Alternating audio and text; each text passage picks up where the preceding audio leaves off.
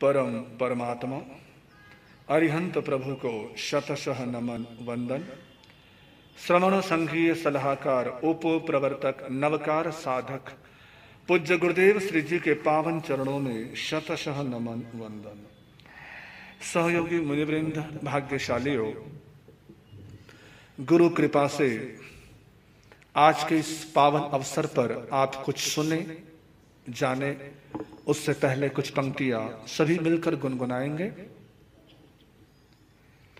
आत्मा का संदेश लेकर आ गया, आत्मा का संदेश लेकर आ गया। चौमासे का दिन ये प्यारा आ गया, चौमासे का दिन ये प्यारा आ गया। आत्मा का संदेश लेकर आ गया, आत्मा का संदेश लेकर आ गया। आवाज केवल हमारी आ रही है। इतनी अच्छी संख्या हमारी बहनों की है, भाइयों की है। शुरू से लेके आखिर तक सब बैठे हुए हैं। मैं चाहूंगा अग्रिम से लेके अंतिम तक हर जिह्वा, हर जुबान इस गीत की पंक्तियों को गुनगुनाए।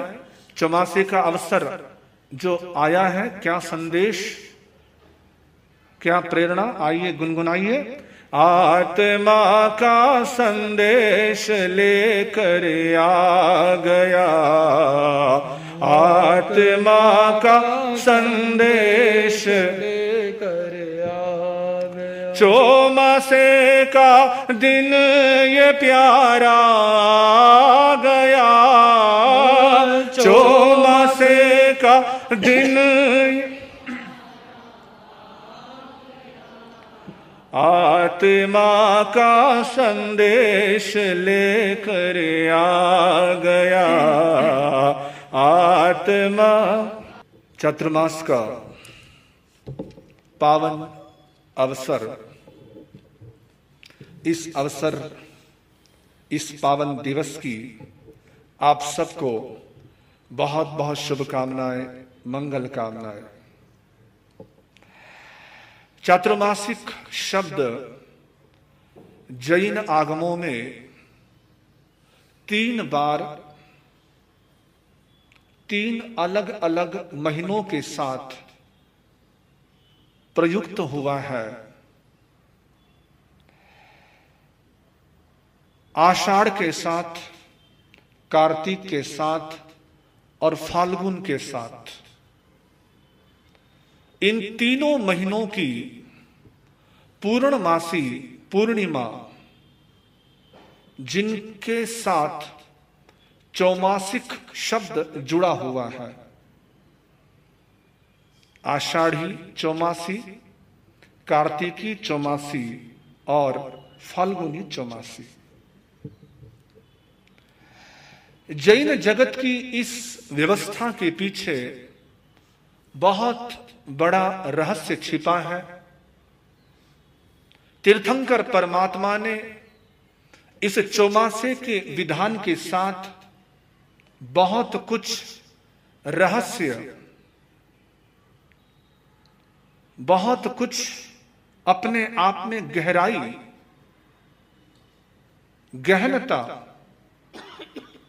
क्योंकि स्वयं तीर्थंकर सर्वज्ञ सर्वदर्शी होते हैं।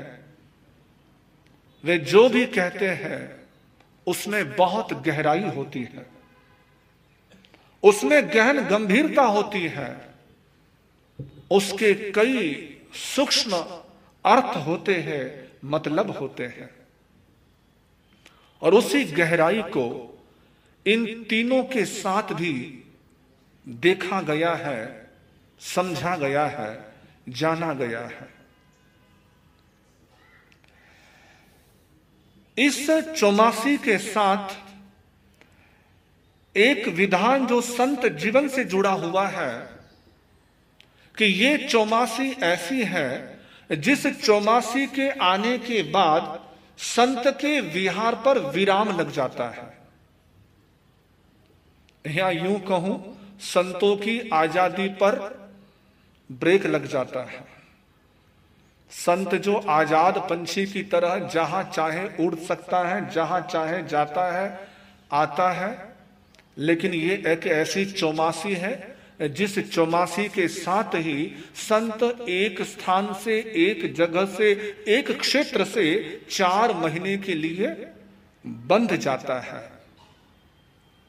उसके पांवों की गति को विराम लग जाता है, विहार की चर्या को विराम लग जाता है। ये तो हुआ संत के जीवन के साथ संबंध। लेकिन इन 4 महीनों के अंतराल बाद जो चौमासी पर्व हर बार आता है, हर 4 महीने बाद चौमासी पर्व। आज के ठीक 4 महीने बाद कार्तिकी चौमासी आएगी, उसके ठीक 4 महीने बाद फाल्गुनी चौमासी आएगी, फिर से ये आषाढ़ी चौमासी। ये क्रम पूरे वर्ष निरंतर चलता रहता है। इस क्रम का क्या अर्थ है, इस क्रम का क्या उद्देश्य है? तो तीर्थंकर परमात्मा की वाणी में हमें समाधान मिलता है। परमात्मा महावीर की वाणी में हमें इसका कारण प्राप्त होता है। शास्त्र हमें इस बात का जवाब देते हैं कि हर 4 महीने बाद ये चौमासी पर्व क्यों, किस लिए, क्या कारण है चौमासी पर्व का। शास्त्र जवाब देते हैं कि हमारे जीवन में, हमारे व्यवहार में जहां जहां जो जो चीजें होती हैं, जो जो भूलें होती हैं, जो जो गलतियां होती हैं, जाने अनजाने में, अच्छा है कि जब गलती का एहसास हो, जब भूल हो, उसी समय उसका प्रायश्चित हो जाए, उसी समय उस गलती की आलोचना हो जाए, प्रतिक्रमण हो जाए, निंदा गणना हो जाए। यदि वो संभव ना हो तो 15 दिन बाद हो जाए, 15 दिन बाद भी संभव ना बन पाए तो ये 4 महीने बाद का जो समय है, ये समय इसीलिए है कि पिछले 4 महीने में जो जो गलतियां हुई है, जो जो भूले हुई है, जो जो हमसे त्रुटियां हुई है, उन सभी को आज याद करके आलोचना करनी है, प्रतिक्रमण करना है, प्रायश्चित करना है और दिल से बोलना है, हृदय से बोलना है। निंदामी गरिहामी अपाणम, और उसके बाद अंत में तस्मिच्छामि तस्मिच्छामि मिच्छामि दुक्कडम। और यदि ऐसा नहीं होता है तो आयु का बंध दुर्गति का हो जाता है। दुर्गतियां यानी अशुभ गतियां कौन कौन सी है? नरक गति और तिर्यंच गति, पशु योनि और नरक योनि। कौन जाना चाहता है? कोई चाहता है? कोई भी नहीं चाहेगा। कोई भी कितना ही पापी से पापी व्यक्ति हो, बुरे से बुरा व्यक्ति हो, बुरे से बुरा कर्म करने वाला हो, वो भी नहीं चाहेगा कि मैं पशु बनूं, वो भी नहीं चाहेगा कि मैं नरक में जाऊं। परमात्मा कहते हैं कि चौमासी का अतिक्रमण नहीं करते हैं वे दुर्गति से बच जाते हैं। वे दुर्गति में जाने से बच जाते हैं जो चौमासी का अतिक्रमण नहीं करते हैं। और इसीलिए चौमासी का प्रतिक्रमण बहुत महत्वपूर्ण है। चौमासी का प्रतिक्रमण बहुत महत्व रखता है। चौमासी की आराधना बहुत महत्व रखती है कि गति का बंध अशुभ ना हो, गति का बंध शुभ हो। 4 महीने बाद ही वो कदाचित अवसर हमारे जीवन में आता है जब हम अगले गति का बंध करते हैं, अगले आयु का बंध करते हैं। और इसीलिए परमात्मा ने बड़ी करुणा के साथ, बड़ी अनुकंपा के साथ, बड़ी दया के साथ हम सब के लिए विधान दिया कि ऐ मेरे भक्त, ऐ मेरी श्राविका, ऐ मेरे श्रावक, ऐ मेरे साधु, ऐ मेरी साध्वी, हर 4 महीने बाद क्या करो?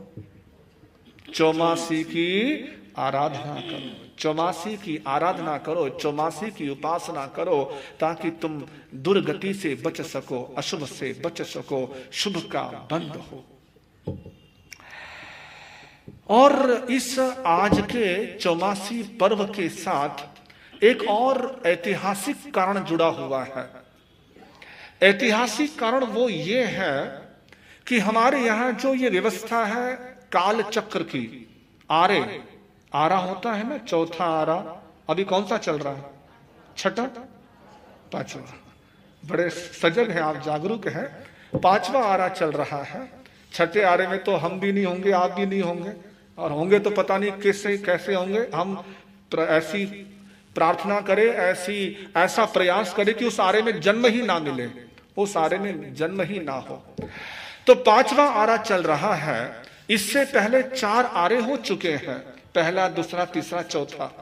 तो शास्त्र कहते हैं कि जब भी आरे का प्रारंभ होता है, आरे की शुरुआत होती है, चाहे वो पहला आरा हो, दूसरा आरा हो, तीसरा आरा हो, चौथा आरा हो, पांचवा आरा हो, हर आरे की शुरुआत आज ही के दिन से होती है। आज ही के दिन से काल चक्र के ये आरे का परिवर्तन होता है। यदि पांचवा आरा लगा जम्बू स्वामी के निर्वाण के बाद, तो जिस दिन ये आरा लगा था, शुरू हुआ था पांचवा आरा, उस दिन भी कौन सी तिथि थी? आषाढ़ी पूर्णमासी। छठा आरा लगेगा तब भी आषाढ़ी पूर्णमासी। ये सब काल चक्र आरे के साथ इस आषाढ़ी पूर्णिमा के चौमासी का संबंध जुड़ा हुआ है। 4 महीने वर्षा के हैं।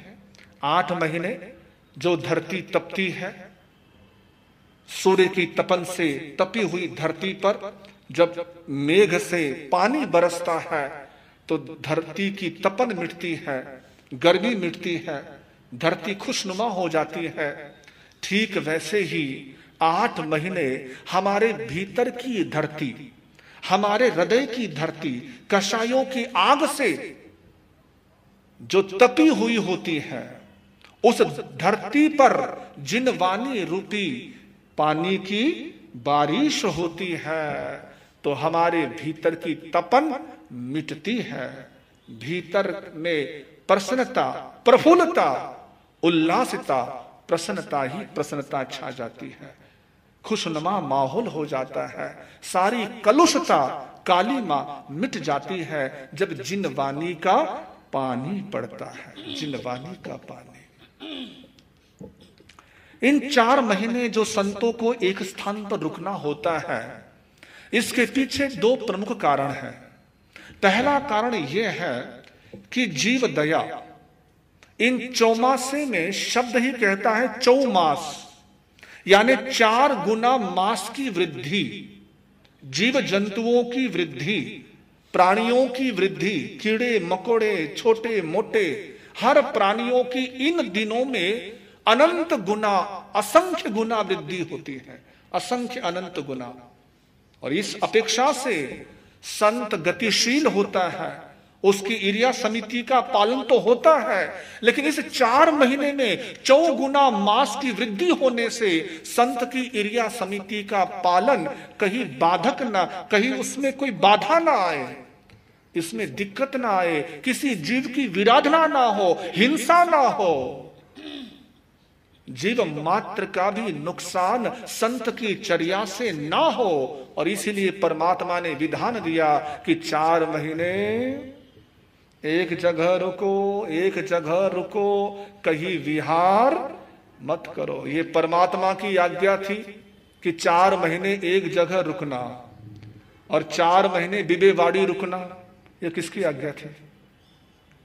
ये किसकी आज्ञा थी? आचार्य की आज्ञा, प्रवर्तक की आज्ञा, गुरुदेव की आज्ञा।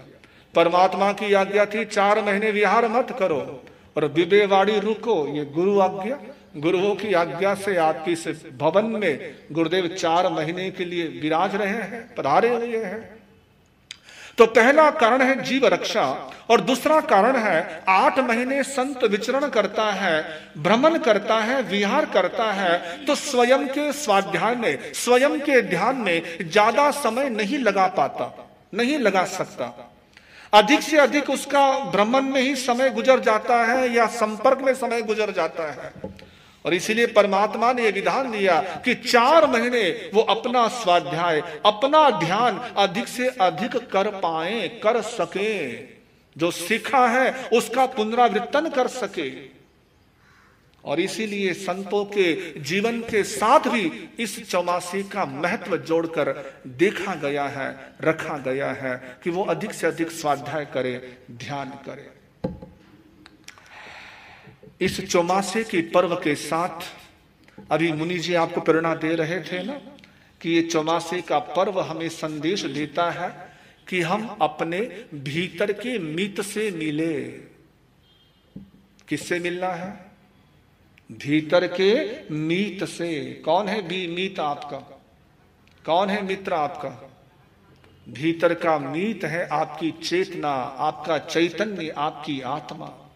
भीतर के मीत से मिले। बाहर तो भीत है, बाहर भीत है और जिससे बचिड़ना है।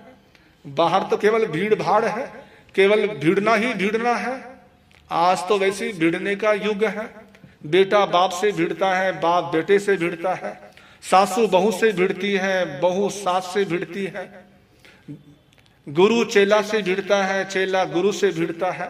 सब भीड़ ही भीड़ है। जो बाहर भिड़ता है वो नरक की भीड़ में खड़ा हो जाता है। याद रखना, जो बाहर भिड़ेगा वो कहां खड़ा होगा? नरक की भीड़ में शामिल हो जाएगा, नरक की भीड़ का हिस्सा बन जाएगा। 2 शब्द है, भीड़ना और भिड़ाना। भिड़ना और भिड़ाना। जो भिड़ता है और जो भिड़ाता है, इन दोनों के बीच बड़ी दोस्ती होती है, इन दोनों के बीच बड़ी यारी होती है। देख लीजिए, दुर्योधन भिड़ने वाला था और भिड़ाने वाला कौन था? शकुनी। दोनों में बड़ी दोस्ती थी। जब भी भिड़ने वाला और भिड़ाने वाला दोनों दोस्त हो जाते हैं तो सज्जन को वनवास मिलता ही मिलता है, राम को वनवास मिलता ही मिलता है। जब मंथरा और कैकेयी भिड़ने और भिड़ाने वाले एक हो जाते हैं तब फिर सज्जन को वनवास मिलता है। जीवन में दुर्भाग्य की पटकथा लिखी जाती है, दुर्भाग्य ही आमंत्रित किया जाता है। ये मत सोचना केवल आग माचिस से ही लगा करती है।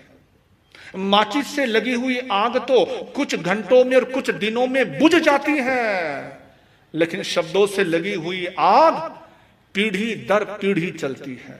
पीढ़ियां खत्म हो जाती हैं, लेकिन शब्दों की लगी आग बुझ नहीं पाती है। तो भिड़ना और भिड़ाना, इस चौमासे में दोनों को ही त्यागना, दोनों को ही छोड़ना। ना भिड़ना है और ना, यहां कैसे लोग हैं? पुणे में कैसे लोग हैं जी? ना भिड़ने वाले होंगे ना भिड़ाने वाले होंगे। तो बड़े अच्छे लोग होंगे, बड़े सज्जन लोग होंगे, बड़े अच्छे। सज्जनता ही आपकी निशानी है। तो आइए भिड़ने और भिड़ाने से बचे। याद रखिएगा, जो भिड़ने और भिड़ाने मजा लेता है, जीवन उसका मजेदार नहीं रहता है, फिर जिंदगी उसकी बेस्वाद बन जाती है। इस चौमासे के पावन पर्व के साथ एक संकल्प आप करिएगा कि प्रतिदिन जो यहाँ पर प्रवचन आज से प्रारंभ है, इस प्रवचन में हम प्रतिदिन उपस्थित रहेंगे, प्रतिदिन आएंगे। पहले के जमाने में ऐसे नियम लिया करते थे श्रावक श्राविकाएं। शास्त्रों में ऐसे उदाहरण भी आते हैं कि जिन राजाओं ने, सेठों ने, गाथापतियों ने भगवान महावीर से नियम लिया था कि हे परमात्मा, आपका चौमासा आज हमारे नगरी में शुरू हो रहा है, राजगृही में आप पधारे हैं, तो आज से लेकर पूरे 4 महीने तक हम राजगृही से बाहर नहीं जाएंगे, हम कहीं अन्यत्र नहीं जाएंगे। द्वारिका नगरी के श्री कृष्ण के जीवन का भी ऐसा ही प्रसंग आता है। चंड प्रद्योत उद्दायन राजा के इतिहास से भी यही प्रेरणा मिलती है। इतिहास में एक सम्राट हुआ है हेमचंद्र के समय, कुमारपाल। वो कुमारपाल जिसके 18 देशों पर आधिपत्य था। कितने देशों पर? 18। और वो कुमारपाल राजा आचार्य हेमचंद्र का शिष्य कहता है, गुरुदेव आपका चौमासा लग रहा है तो 4 महीने मैं इन आपके सानिध्य को छोड़कर और कहीं नहीं जाऊंगा। पुणे वालों, दीदी बड़ी वालों, आज कौन कौन नियम लेगा ऐसा कि महाराज 4 महीने हम यहां आएंगे, 4 महीने लाभ लेंगे, 4 महीने सानिध्य का भरपूर फायदा उठाएंगे। सब सोचिए अपने भीतर। वो तो 18 देशों के राजा थे, आप कितने देशों के राजा हो? हाँ जी, एक घर के भी राजा नहीं, वहां भी घरवाली की चलती है ना? तो वहां भी श्रीमती जी की चलती है। क्या कहा राज्य, कहा 6 खंड के राजा, कहा 6 खंड के अधिपति, हम एक खंड के भी, खंडहर के भी राजा नहीं है, खंडहर के अधिपति नहीं है। तो जब वो राजा, वो सम्राट, वो चक्रवर्ती ऐसे संकल्प कर सकते हैं तो आप क्यों नहीं कर सकते? आइए, ये समय बड़ा अनमोल है, समय बड़ा कीमती है, ये समय फिर आने वाला नहीं है। समय जो हाथ आया है इसका लाभ उठा लीजिए। गुरुदेव आए हैं कारोबारी, गुरुदेव आए हैं व्यापारी, ऐसा माल लाए हैं, ऐसा कारोबार करने आए हैं जिस कारोबार में बस वृद्धि ही वृद्धि है, फायदा ही फायदा है। आप गाते हैं ना, तुम माल खरीदो त्रिशलानंदन की खुली दुकान रे, तुम त्रिशलानंदन की खुली दुकान रे, तुम माल खरीदो त्रिशलानंदन की खुली दुकान रे। त्रिशलानंदन की दुकान है, महावीर स्वामी की दुकान है, उस दुकान पर व्यापारी कौन बैठे हैं? हाँ, गुरुदेव आए हैं व्यापारी। हम तो इस दुकान के सब नौकर चाकर हैं ना, मालिक तो यही है, व्यापारी हाँ जी, हम सब सेल्समैन है, बाकी गुरुदेव तो मालिक है। ये व्यापारी महावीर की दुकान के हैं, आए हैं कारोबार करने, व्यापार करने, और हर तरह का माल है, जैसा जैसा ग्राहक हो वैसा वैसा माल है। दुकानदारी में हर तरह की चीज है, हर तरह का माल रखा हुआ है। छोटा आए तो छोटे जैसा, बड़ा आए तो बड़े जैसा, जवान आए तो जवान जैसा, जैसा आए वैसा, है ना? जैसा व्यक्ति खरीदना चाहे, जिस तरह का माल खरीदना चाहे, ये माल बेचने के लिए तैयार बैठे हैं। और आपकी दुकान में 2 तरह के व्यापार होते हैं, एक होता है होलसेल, एक होता है रिटेल। 2 तरह के होते हैं ना। तो हमारी दुकान में दोनों ही तरह के माल है, होलसेल भी है, रिटेल भी है। अब आपके ऊपर है, आप कैसा लेना चाहते हो। आप होलसेल लेना चाहते हो, रिटेल लेना चाहते हो, लेकिन जो लेना चाहो लो जरूर। लेने में कंजूसी मत बरतना, मत रखना। जो गुरुदेव बांट रहे हैं, जो गुरुदेव लुटा रहे हैं, जो गुरुदेव दे रहे हैं, उससे लेते जाइए, झोलियां भरते जाइए।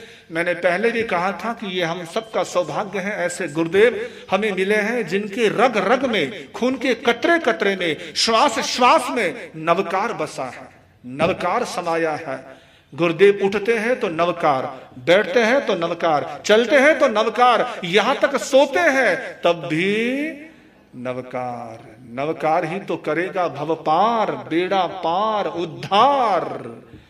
सब उसी से ही उद्धार होना है। तो ऐसे नवकार के साधक, सिद्ध साधक गुरुदेव चौमासार्थ आपकी इस दिव्यवाड़ी में पधारे हैं। गुरुदेव के पावन सानिध्य में जो भी आता है वो कुछ न कुछ पाता ही पाता है, उसे मिलता ही मिलता है। हम तो इसके गवाह हैं, साक्षी हैं कि वर्षों से देख रहे हैं गुरु चरणों में जो भी आता है उसे कुछ न कुछ जरूर मिलता है। रोता हुआ आने वाला यहां से हंसता हुआ जाता है, खाली झोलियां लाने वाला यहां से भरकर जाता है, भरकर जाता है। गुरुदेव दोनों हाथों से लुटा रहे हैं, मुक्त हृदय से लुटा रहे हैं। आओ इसमें अधिक से अधिक आकर गुरु चरणों का लाभ ले, सानिध्य ले। यही भावना, यही प्रेरणा, यही